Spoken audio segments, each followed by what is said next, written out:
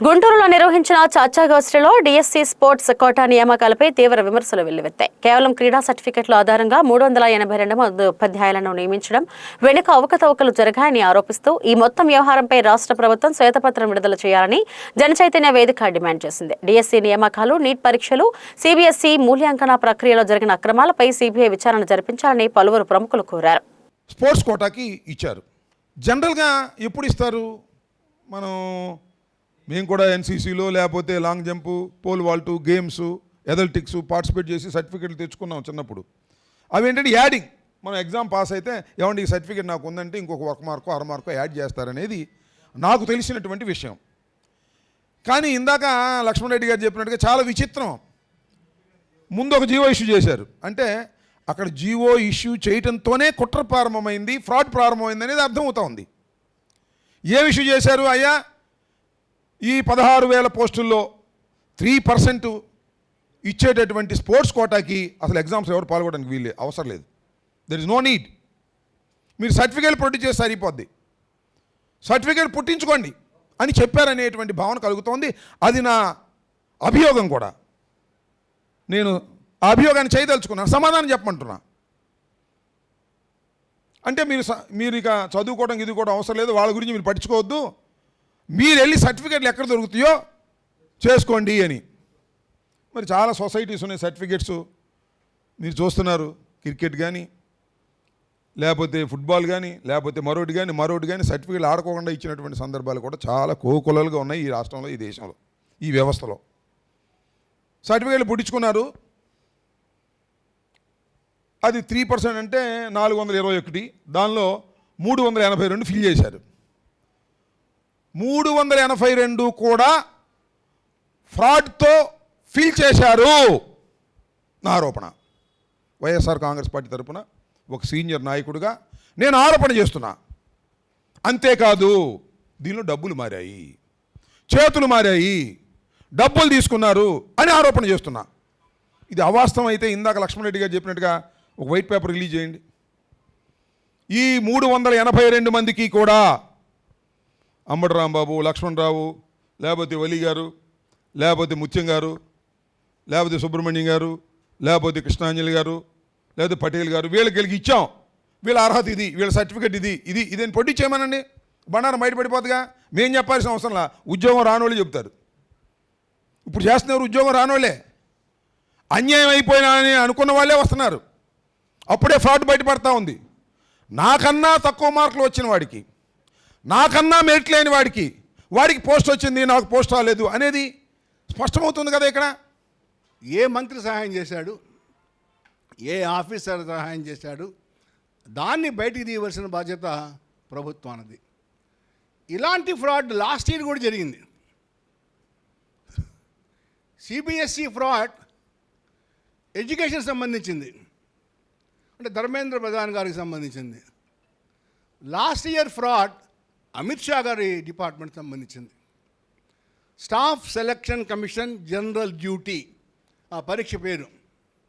లక్ష్మణరావు గారు వస్తారు అడుగుదాం అనుకున్నాను, నేను రాలా. ఇదేంటంటే staff selection commission in collaboration with the ministry of home affairs, అంటే అమిత్ షా గారి డిపార్ట్మెంట్, దాంతో కలిపి కండక్ట్ చేస్తారు. ఏమిటి ఉద్యోగాలు? Border security force, central industrial security force, ITBP, ఇవన్నీ కూడా పోలీసు పారామిలిటరీ సర్వీసెస్. మొత్తం 46 లక్షల మంది క్యాండిడేట్స్ రాశారు. ఈ ఎగ్జామినేషన్ కూడా ఇక్కడ ఎలాగైతే టీసీఎస్కి రాకుండా వేరే కంపెనీకి, అనుభవం లేని కంపెనీకి వచ్చి చేశారో, same fraud was done in this examination also. అక్కడ కూడా అప్పటిదాకా టీసీఎస్ చేస్తూ వచ్చింది. టీసీఎస్ని తొలగించి వేరే కంపెనీకి వచ్చే విధంగా మేనేజ్ చేశారు. ఆ కంపెనీ పేరు ఎడ్యూక్విటీ కెరీర్ టెక్నాలజీస్ అనే సంస్థకి టెండర్ వచ్చేట్టుగా చేశారు. వాళ్ళు ఇలాగనే ఘోరంగా ఫెయిల్ అయిపోయి గందరగోళంగా మొత్తం వాల్యుయేషన్ గబ్బు చేశారు. జంతర్ మంతర్ దగ్గర విద్యార్థులు అల్లరి చేస్తే వాళ్ళ మీద లాఠీ చార్జ్ చేసి బాష్పవాయువులు ప్రయోగించి చాలా ఇబ్బంది పెట్టారు అభ్యర్థుల్ని. ఇలాగా ఈ సిబిఎస్ఈ ఎగ్జామినేషన్, ఈ ఎస్ఎస్సి జీడీ ఎగ్జామినేషన్, ఇది చాలామంది తెలియదు. ఎస్ఎస్సి జీడీ ఎగ్జామినేషన్ చాలామంది తెలియదు. ఇది కూడా ఈ మధ్య జరిగిందే. సరే, NEET UG examination every year మనకి దీపావళి పండగలాగా పరీక్షా పేపర్ లీక్ చేస్తూనే వస్తున్నారు గవర్నమెంట్ వారు. సో ఇలా మొత్తం జాతీయ స్థాయిలో అక్కడ, రాష్ట్ర స్థాయిలో డిఎస్సి, మెగా డిఎస్సి అని పెట్టి ఇక్కడ కూడా 2 రకాల సమస్యలు. ఒకటి ఇండివిజువల్స్, మనుషులు చేసే మోసాలు. 2 సిస్టంలోనే ఇన్కార్పొరేట్ చేయబడ్డ ఫ్రాడ్. అది ఎస్సీఆర్టీలో పనిచేసే నవీన్ అనే అబ్బాయి స్టేట్ ఫస్ట్ ర్యాంక్ వచ్చింది. అతనికి యాక్సెస్ ఉంది ఈ క్వశ్చన్ బిట్స్ మీద, క్వశ్చన్ బ్యాంక్ మీద, క్వశ్చన్ పూల్ మీద అతనికి యాక్సెస్ ఉంది. అతను తన ఒక్కడికే ఉపయోగించుకున్నాడా, ఎవరికైనా అమ్మాడా, ఎవరికైనా ఇచ్చాడా? ఇది ప్రభుత్వం దర్యాప్తు చేయకుండా దాన్ని కోన శశిధర్ కానీ, అమ్మాయి భరణి కానీ, శాప్ చైర్మన్ ఎండి భరణి కానీ, అజయ్ జైన్ కానీ ఎవరు మాట్లాడట్లా. దీన్ని చాలా ఇంటెలిజెంట్గా సైడ్ లైన్ చేస్తున్నారు. 2 స్పోర్ట్స్ కోట, ఇది అందరూ పెద్దలు మాట్లాడారు. పేరు నానిగారు ఈ స్పోర్ట్స్ కోటా గురించి మాట్లాడుతూ ఆయన పేకాట గురించి ఎక్కువ ఫోకస్ చేశారు. ఆయన ఫోకస్ చేయవలసింది ఏమిటంటే రిటర్న్ టెస్ట్ లేకుండా ఎలాగ రిక్రూట్మెంట్ చేశారు. పేరు Nani should have focused on this, but ఈ ఫోకస్డ్ మోర్ ఆన్ పేకాట అండ్ ఆల్ దట్.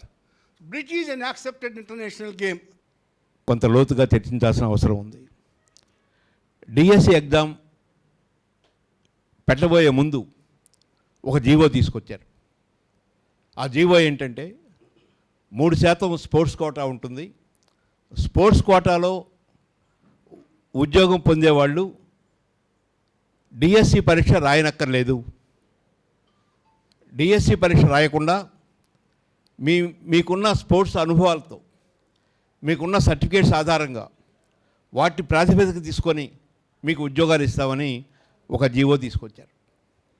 ఆ జీవో ఆధారంగానే 382 మందిని నియమించారు.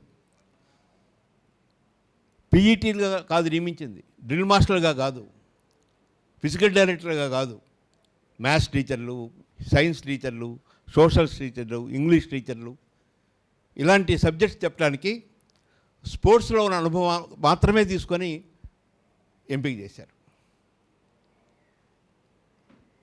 ఇలా చేయటం వలన కొన్ని దశాబ్దాల పాటు విద్యార్థి లోకం తీవ్రంగా నష్టపోయే అవకాశం.